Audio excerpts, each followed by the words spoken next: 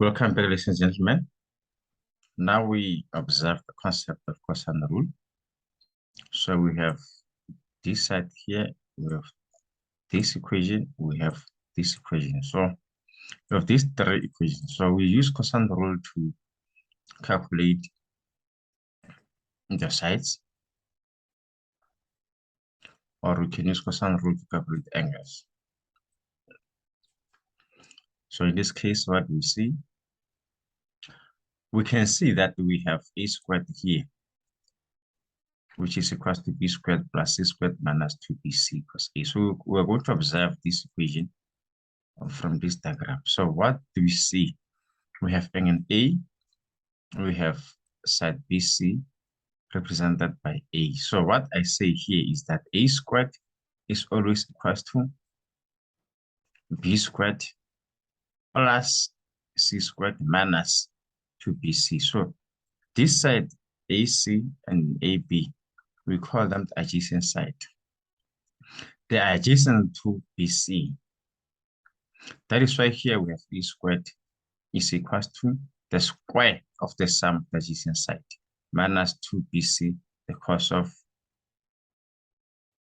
the angle A. So consider the fact that if this is angle A and this is the side, so this A is opposite to this angle. That is why here we have A, the side A, which is opposite to angle A. We can also calculate the side of B by considering the adjacent side. And for AC, we consider the square of AB plus the square of BC. This is what we have, minus 2 times AC, the cos of B. So whenever we are making B the subject of the formula, we have to consider angle B this side. And we say that this angle B is opposite to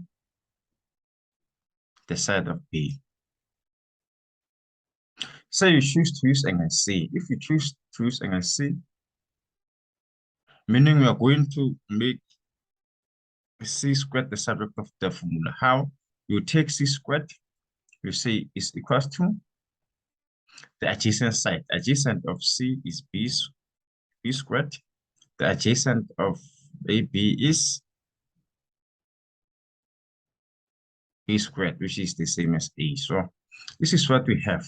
Now consider this part here, which is C squared.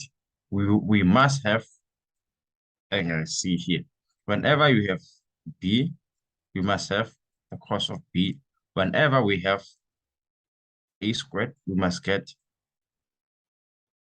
cos A. So this is how cosine rule looks like. So in the next example, we are going to solve problems related to cosine rule. And thank you very much for watching.